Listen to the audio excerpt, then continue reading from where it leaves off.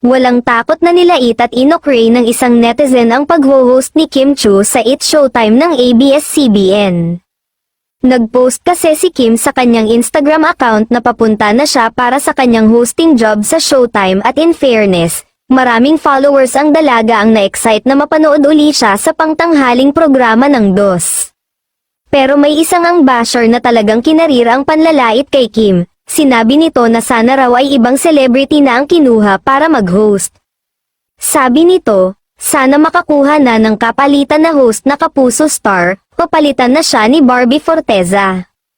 Nasinundan pa ng, yung tawa ni Kim nakakairita, tapos sapaw pa siya sa mga host dyan, hirit pa ng isa.